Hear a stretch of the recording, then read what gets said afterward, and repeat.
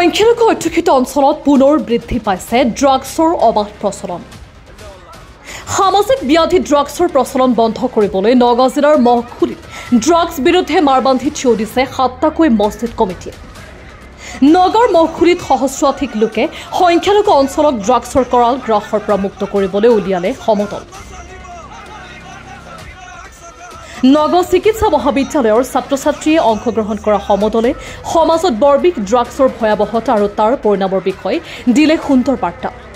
নগাঁও চিকিৎসা মহাবিদ্যালয়ৰ সমীপৰ মহখুলিত বহুদিনৰ পৰাই চলি আহিছে ড্ৰাগছৰ অবাধ ব্যৱসায়।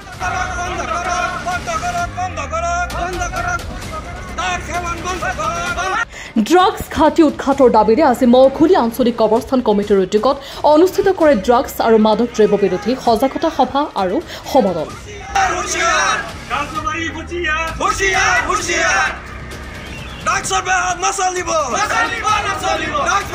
মহখুলি আঞ্চলিক কবৰস্থান সমিতিৰ উদ্যোগত এক ড্ৰাগছ বিৰোধী সজাগতা সমদলৰ আয়োজন কৰা হৈছে।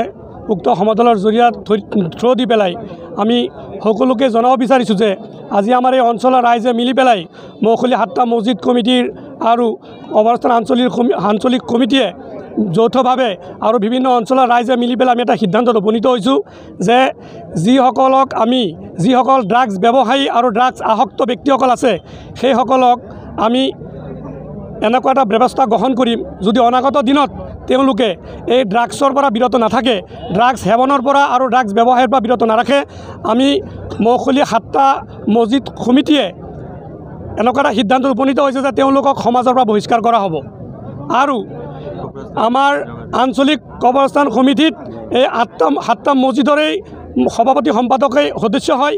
আৰু আমি যৌথভাৱে আৰু এটা সিদ্ধান্ত গ্ৰহণ কৰিছোঁ যে আমাৰ আঞ্চলিক কবৰস্থান সমিতিত সেইসকল ব্যক্তিক যিসকলে ড্ৰাগছ ব্যৱসায় কৰে আৰু যিসকলে ড্ৰাগছত আসক্ত সেইসকল ব্যক্তিক আমি কবৰস্থ হ'ব নিদিওঁ। আৰু কোনো মছজিদৰ জোনাবেই আমাৰ ইছলামিক ৰীতি নীতি মতে তেওঁলোকক জানাজা নিদিয়ে আৰু দাফন কাৰ্য সমাধান হ'ব আমি আমাৰ কবৰস্থানত নিদিওঁ বুলি আমি প্ৰতিজ্ঞাবদ্ধ হৈছোঁ। বৃহত্তৰ মহখুলি অঞ্চলৰ ৰাইজৰ লগতে অঞ্চলটোৰ কেইবাটাও বিদ্যালয়ৰ ছাত্ৰ ছাত্ৰী আৰু নগাঁও চিকিৎসা মহাবিদ্যালয়ৰ শিক্ষাৰ্থীয়ে অংশগ্ৰহণ কৰা সমদলে সংখ্যালঘু সমাজখন ড্ৰাগছৰ কৰাল গ্ৰাসৰ পৰা মুক্ত কৰিব পাৰিবনে সেয়া সময়েহে ক'ব। যে আমাৰ এই অঞ্চলত আজি মহখুলি গাঁৱত ড্ৰাগছৰ পৰিমাণটো বাঢ়ি গৈছে। বহুত ইয়াত ব্যক্তিয়ে সহজ উপায়েৰে টকা ঘটিবৰ কাৰণে ড্ৰাগছ ব্যৱসায় কৰি আমাৰ এই অঞ্চলৰ ল'ৰাবিলাক আৰু মহখুলি গাঁওখনৰ ল'ৰাখিনিক ধ্বংসৰ মুখলৈ ঠেলি দিছে। গতিকে আমি আজি ইয়াতে গোটেই ৰাইজ আজি এই মহখুলি বৰ মছজিদত আমি ইয়াতে গোট খাইছোঁ। আমাৰ মহখুলিত যিসকল ব্যৱসায়ীয়ে ব্যৱসায় কৰি আছে এই ব্যৱসায়ীসকলক আমি যাতে নিৰ্মূল কৰিব পাৰিম। আৰু নিৰ্মূল কৰিবলৈ হ'লে আমি অকল প্ৰশাসনকে জগৰীয়া কৰিলে নহ'ব, আমি সকলো ৰাইজ আগবাঢ়ি আহিব লাগিব।